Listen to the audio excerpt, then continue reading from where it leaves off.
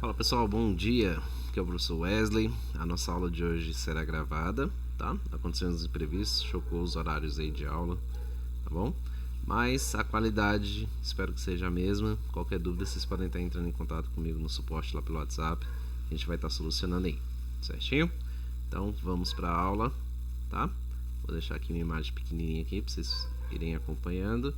E a gente vai seguir aqui um pouquinho, tá?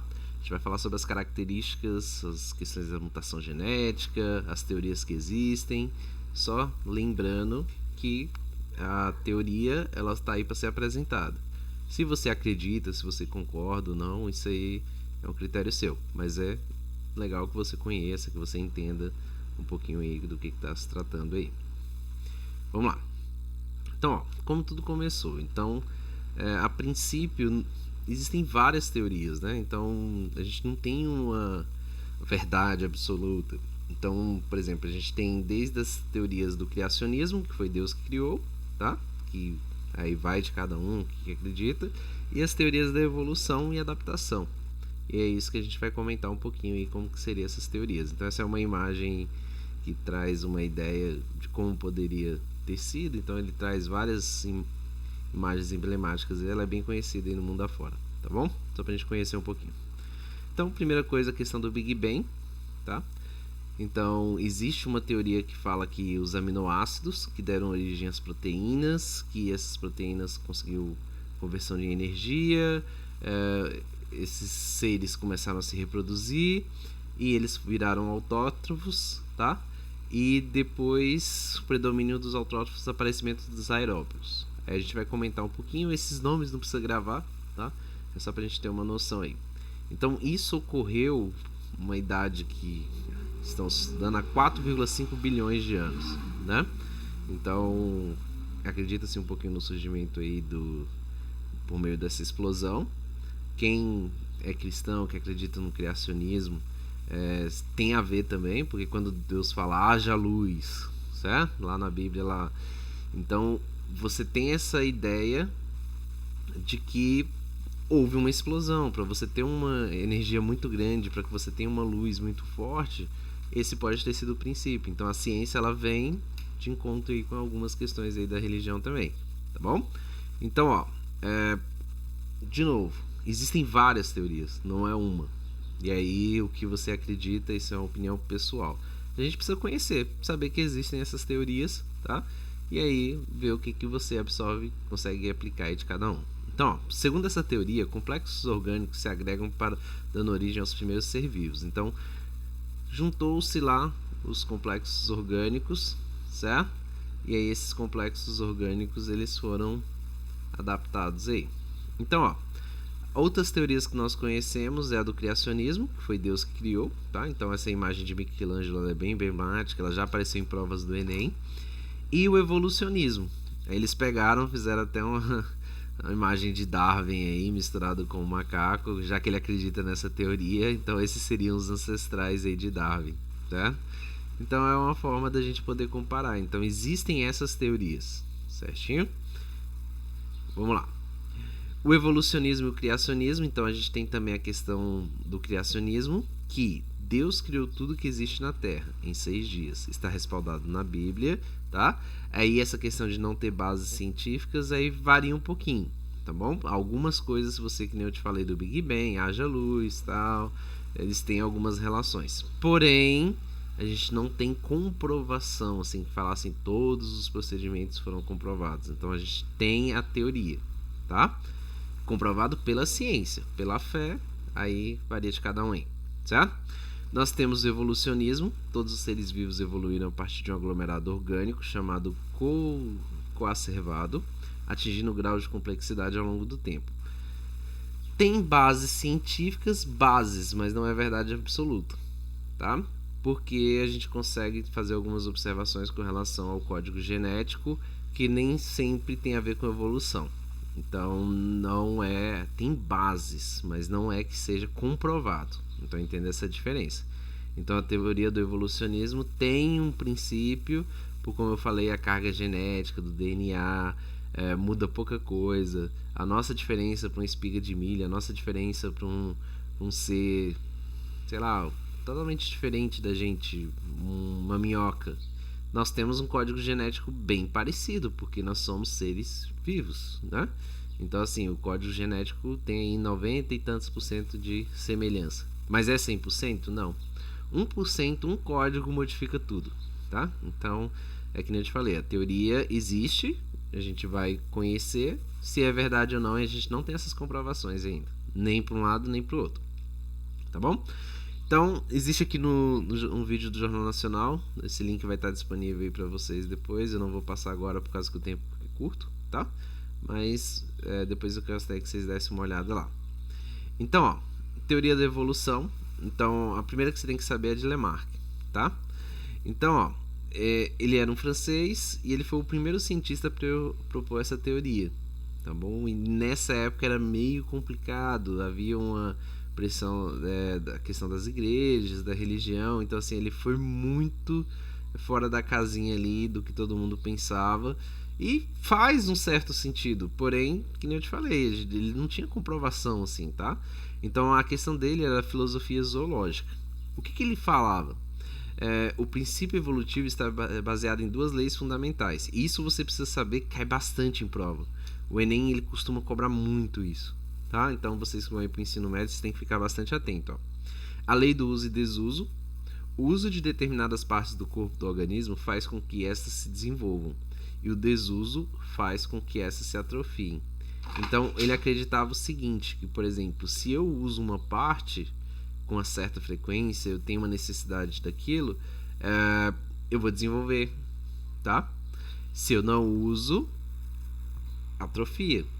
Isso os músculos fazem isso. Então, por exemplo, quando você vai numa academia, você pratica, você exercita os músculos e aí você desenvolve a musculatura. Se você não faz, você o quê? Atrofia. Então, tanto é que as pessoas que ficam em hospitais, tal, tem que ser acompanhado por fisioterapeutas e assim por diante. Nesse ponto faz sentido. Agora, que isso seja transmitido na carga genética, aí já é outra história. Então, por exemplo, se seu pai é super musculoso, forte, ele tem um preparo físico legal, tal, assim por diante, você obrigatoriamente vai ter isso na carga genética? Não, não é uma regra, tá bom? Então, por exemplo, um pai que seja atleta, ele pode ter um filho que não é, e que esteja sedentário, que não vai desenvolver a musculatura, tá? Então a gente tem algumas contradições aí. Lei da transmissão de caracteres adquiridos, então alteração provocadas em determinadas características do organismo pelo uso e desuso são transmitidas aos seus descendentes. Algumas, não todas, tá? E aí a gente entra naquela questão de novo, né? Nem sempre. Então, se você não tem uma regra certinha, é complicado, tá? E aí, como é que ele definiu essa questão? Então, por exemplo, Lamarck explicou o crescimento do pescoço da girafa. Então, vamos lá. A girafa ela já tinha um pescoço, certo? Estava avantajada, ela comia as plantinhas aí. As árvores cada vez foram ficando aí mais altas, tá? Assim por diante, ela precisava comer as folhas e as plantinhas lá, que era o alimento dela. Esse hábito de esticar o pescoço foi dando origem às novas gerações, certo? Então, quanto mais esticava, e aí a girafa foi atentando, a questão do comprimento do pescoço sempre aumentando.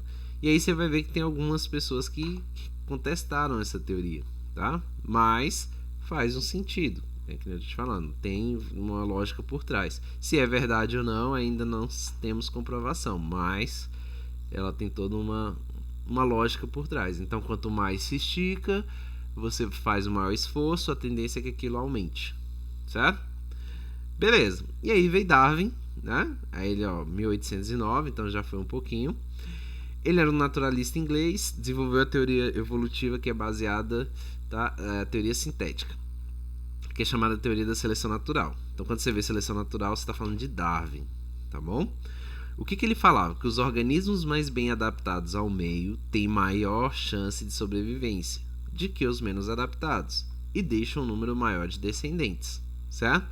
Então, assim, faz também sentido a teoria dele, não é que seja completamente absurdo. Então, se você se adaptou àquele local, por exemplo, se você consegue viver em locais muito frios, se o seu corpo resiste, a tendência é que você prospere naquele ambiente, certo? Agora, se você, por exemplo, não suporta o frio, você tem doenças respiratórias, tarará, tarará, a tendência é que aquela população daquela determinada espécie tende a reduzir. Então, como eu falei, tem uma lógica por trás. Beleza? Então, para ele, a questão era o seguinte, ó, tá? O mesmo exemplo para a gente comparar. As girafas ancestrais provavelmente apresentavam um pescoço de comprimentos variáveis, certo? As variações eram hereditárias. Então, tinha girafas mais altas e girafas o quê? Mais baixas.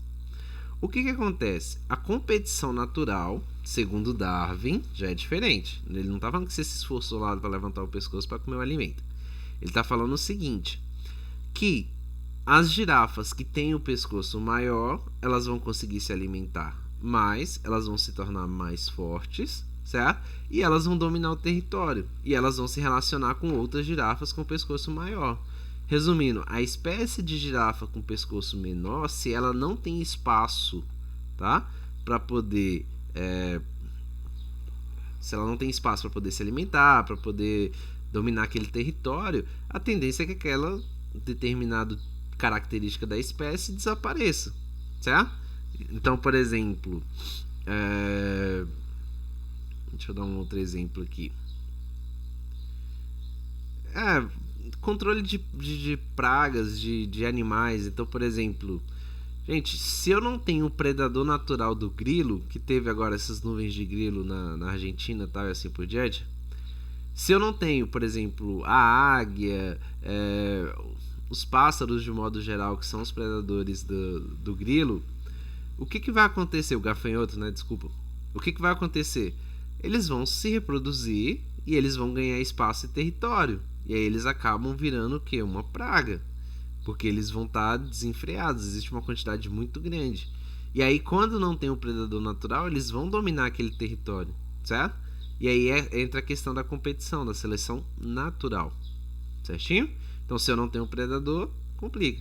E a questão das escolhas dos animais. Então, por exemplo, os animais eles tendem a se relacionar com o mais forte, com o líder do bando, tal, e assim por diante, produzindo uma reprodução daquela carga genética, certo?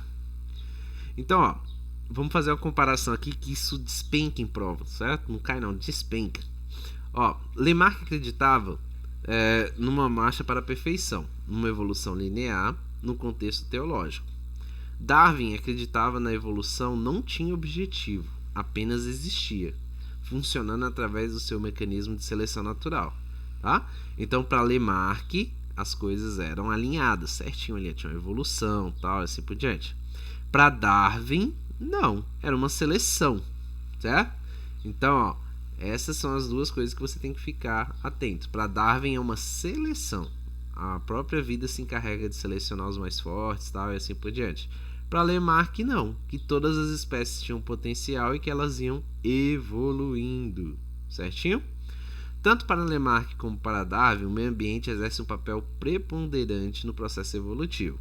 Segundo Lamarck, o ambiente é o principal fator que provoca modificações no organismo, já vimos isso. E para Darwin, o ambiente apenas seleciona as variações mais favoráveis, certo? Então, Darwin seleciona, Lamarck evolui. É assim que a gente grava para a prova, tá? Vamos comparar as teorias ao longo da explicação. Então, ó, a teoria sintética da evolução, então esse aqui é do William. O que ele falava? A questão dos animais que teoricamente ainda convivem com a gente, que eles são dos períodos pré-históricos, tá? Então a gente tem alguns animais aí que poderiam ter convivido junto com os dinossauros tranquilamente. Então, ó, ele baseia-se na questão da genética, tá? E ele mistura um pouquinho, aí ele fala que é o neo-darwinismo. O que é isso? Seria uma nova modalidade do modelo Darwin, tá? Então, ó, ele tomou o estudo como essência e fala que a seleção natural, incorporada às noções atuais de genética, a mais importante contribuição foi a lei de Mendel, tá? Substitui o conceito antigo de herança através de mistura de sangue pelo conceito de partículas isogêneas. Aí já entra o código genético, é o que a gente tem mais atual.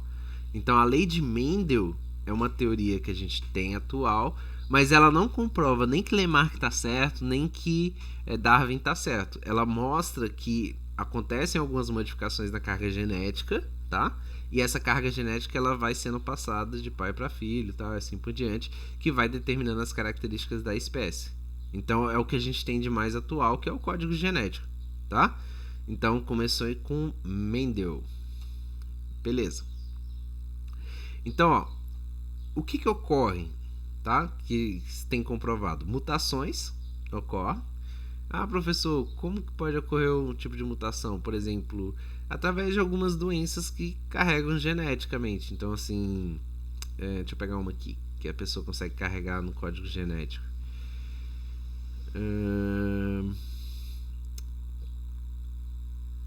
Vamos lá, o vitilígio, que é a questão das manchas na pele, né? Você consegue observar que algumas pessoas vão carregar isso ou não, tá? Isso é uma mutação genética, certo? Então ele tem uma mutação nos genes da pele que provoca aquelas manchas brancas, beleza? Então isso ocorre. Pode ser que seja transmitido aos seus descendentes, mas pode ser que não, tá? Isso não tem ainda uma característica. Seleção natural, isso já ocorre, né? Então indivíduos mais fortes tendem a sobreviver naquele meio, tá? Então são formas aí da teoria da evolução. Então, ó, o que a gente tem aqui, por exemplo, a questão dos animais. Quando eu tenho a formação de animais, aí entra aquela questão do gene dominante, do gene recessivo, que a gente já deu uma olhada. Então, quando eu misturo duas espécies, eu posso ter uma terceira espécie, dependendo da combinação. Então aqui, ó, um exemplo aqui com os pássaros, certo? Então eu tenho um pássaro com uma mancha vermelha no rosto e um azul claro. Eu tenho um pássaro que ele é totalmente azul, só que é um azul escuro. Eu posso ter um pássaro filhote que vai sair da mistura desses dois. Isso a gente acontece, por exemplo, nas fazendas mesmo, você tem o código genético daquela meu Deus, fugiu a palavra agora. Você tem o código genético, tá, do rebanho, lembrei a palavra, do rebanho. E aí você opta por misturar ou não. Tem pecuaristas que trabalham com raças puras, né? Então assim, tem o Nelore. O cara só tem boi Nelore. Entendeu? O cara... Ah, não, eu quero misturar ele com outro, tipo, outra raça. Ele mistura para se adaptar. Então, por exemplo, tem raças que são melhores no clima quente, tem raças que aguentam mais a seca, entendeu? Não ficam tão desnutridos, tal, e assim por diante.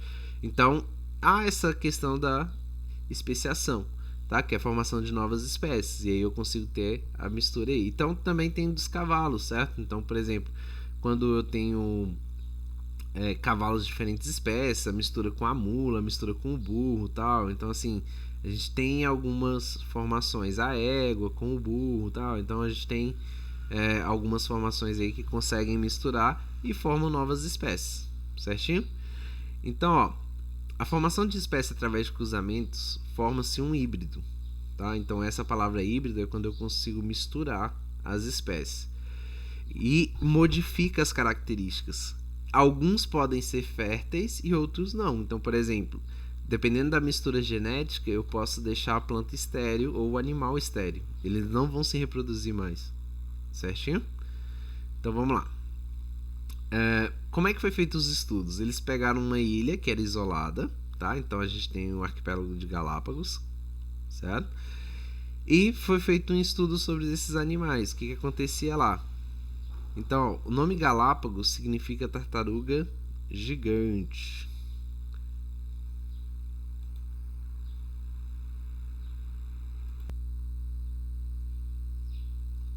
Pois é, pessoal. Então, ó, os tentilhões e a variabilidade. Então, eu trouxe algumas imagens aqui. Depois vocês vão poder visualizar, tá? Esses slides vão estar disponíveis lá. E assim, adaptação da evolução. Então, o que eles começaram a observar lá? De acordo com as características. Então, uma das observações que eles fizeram é com relação às cores dos animais. Eles vão se adaptando ao meio, porque é mais fácil eles se camuflarem, tá? Então, existe essa modificação aí com relação às mariposas.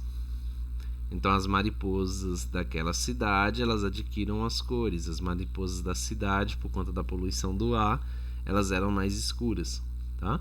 Mas não é que a poluição esteja grudada nela. Elas usavam isso como artifício para se camuflar. Elas se adaptavam à cor do meio a qual elas estavam, tá? Então, ó, a questão das asas também dos animais, então eles começaram a observar as estruturas, como é que funcionava, o que havia de modificação nelas, e a irradiação adaptativa. Então, eles observaram a questão da formação dos ossos desses seres, algumas características. Então, por exemplo, a rótula, o húmero, que são os ossos aí que a gente consegue encontrar com certa facilidade, eles vão mostrando que eles vão se adaptando de acordo com a necessidade. Então, ó, uma dessa daí é do bico do passarinho aí, tá? Essa daí a gente comentou até na outra aula. O que acontece? Esse bico aí, ele vai se adaptando de acordo com a necessidade. Então, por exemplo, se o local de alimento dele é pequeno, ele é fino, ele precisa ter esse bico um pouco mais aí, de acordo com o uso dele, ele vai se modificando, tá bom?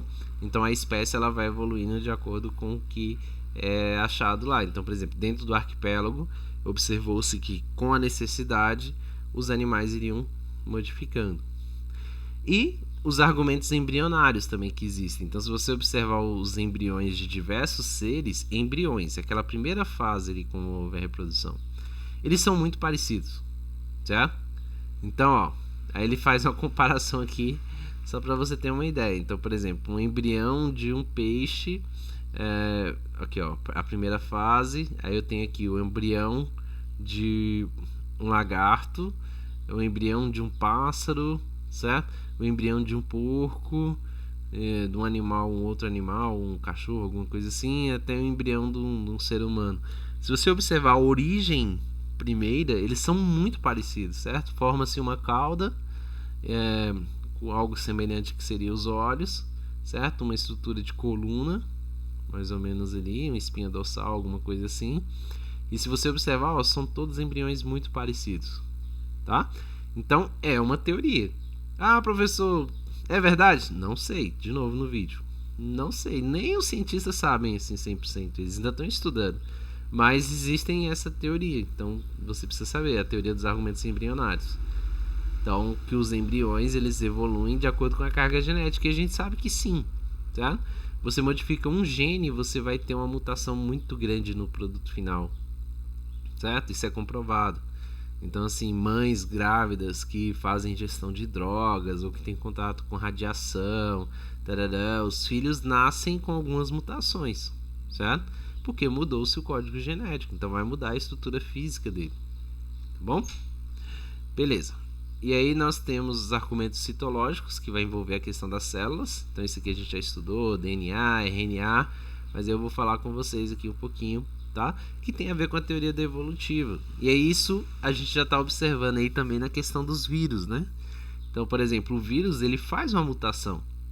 Então ele vai para aquele meio e modifica. O coronavírus mesmo. Acreditava-se que lá na China ele iria se propagar, na Europa porque lá era frio, tá? O clima mais ameno. Quando chegasse aqui no Brasil por causa do calor, ele não ia se propagar. Que nada, ele mudou. Lá em Manaus, lá, o vírus já está numa outra modificação, certo? Ele vai se adaptando ao meio e muda a sua estrutura. Se ele vai ser mais contagioso, menos contagioso e assim por diante, nós não sabemos. Mas, por exemplo, todo ano tem que tomar a vacina da gripe, porque o vírus muda. Se você tomar uma vez, você está protegido contra aquele tipo de vírus, mas ele vai se modificar. Como que ele se modifica? Nesse processo de evolução. Só que é uma evolução citológica, certo? De células aí. E aí nós temos os paleontológicos, certo? Então, por exemplo, nós temos a imagem do mamute, do dinossauro. São animais que existiram, têm ossos, têm comprovação da existência desses animais e que podem ter sofrido algum tipo de mutação, alguma modificação para poder sobreviver à espécie. Fala-se muito que o elefante é derivado do mamute, mas não tem essa carga genética toda para comprovar, beleza? Que alguns lagartos são descendentes do dinossauro, também não temos essa comprovação, tá bom? Então, para que você saiba aí que a gente possa encontrar. Argumentos bioquímicos, isso a gente sabe, esse aqui sim é comprovado, a questão das mudanças químicas que ocorrem no corpo, e isso a gente tem comprovação por causa dos medicamentos. Você toma medicamento, por exemplo, para crescer, Existem pessoas que têm problemas de crescimento, que vão a consultas e tomam medicamentos e o corpo da pessoa o quê? Se desenvolve, certo? Então você tem aí algumas mutações que ocorrem por fatores químicos, certo? Você toma medicamento não só para crescer, mas para outras funções que vão corrigir problemas, certo? Que ocorrem no seu corpo. Então você consegue ter algumas mutações químicas também, tá? Alterando as enzimas, o código genético, o processo metabólico, tá? Então, assim, isso é comprovado, a gente usa isso, senão a gente não tomava remédio. Pra que eu vou tomar remédio se eu não vou mudar nada no meu corpo, né?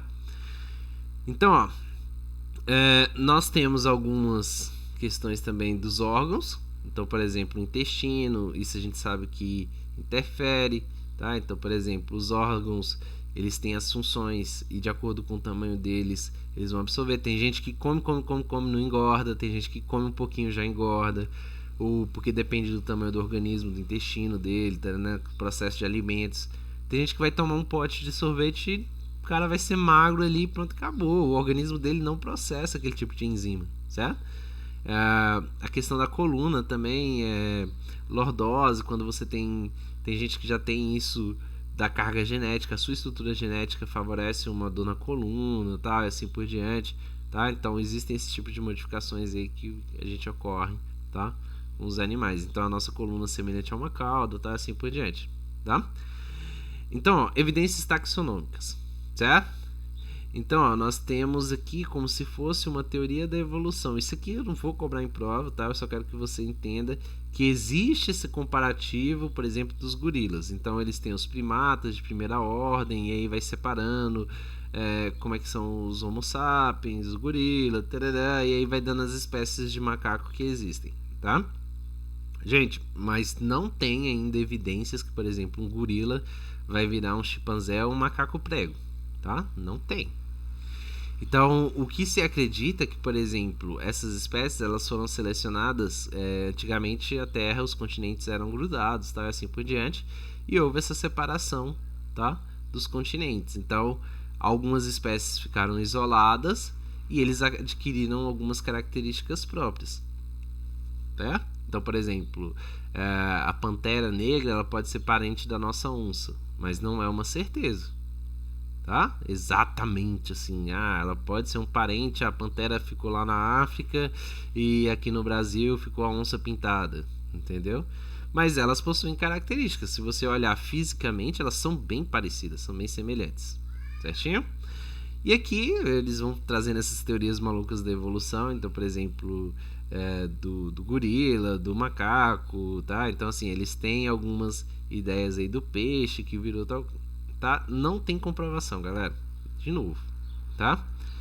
Então, ó, assim caminha a humanidade em busca de respostas que revelem o segredo de sua origem e de todas as espécies, tentando provar que tudo é respaldado pela ciência ou tudo é simplesmente divino. Nós não temos essa resposta, tá? Então, assim, eu particularmente acredito, boa parte se você perguntar, professor, o que você acha? Cara, eu acredito que Deus criou, certo? Porém, a gente tem as mutações genéticas, que isso já são comprovadas, as mutações químicas, que a gente comentou. Agora, eu não acredito que nós viemos, por exemplo, de uma espécie de macaco que evoluiu e virou homem. Eu já acho isso meio fora da casinha. Porque existem tantos animais, entendeu? E por que essa evolução ainda não continua? São alguns questionamentos aí que levam você a pensar, né? A gente não tem macacos virando seres humanos, né? Então, assim, claro que isso demora muitos anos, mas a gente não tem essa sequência. Eu não vejo um peixe virando um lagarto. Você cria peixe, ele se reproduz, peixe. Muda algumas coisinhas? Muda, mas não tudo. Certinho? Então, ó, tem umas aulas legais que eu vou deixar como indicação do telecurso, tá? O vídeo do vestibulando. Nós temos aqui algumas referências do Google, tá? Aqui de onde que eu tirei as fontes aqui de quando que foi acessado, tal, e assim por diante, as imagens que a gente tem que citar. E é isso, pessoal, tá bom? Então, ó, muito obrigado pela atenção. Semana que vem a gente volta ao vivo aí. Com relação à prova, fiquem bem tranquilos, vai cair sobre evolução. Se você está fazendo os exercícios, a prova está muito fácil, tá bom? Então, ó, precisar qualquer coisa, passa mensagem. Eu vou estar à disposição. De manhã eu estou um pouquinho enrolado, mas assim que der eu já vou respondendo vocês, certinho? Então, ó, tudo de bom, abraços virtuais aí, que Deus abençoe vocês, que dê tudo certo aí, tá bom? Qualquer coisa, conta com a gente aí. Tchau, tchau.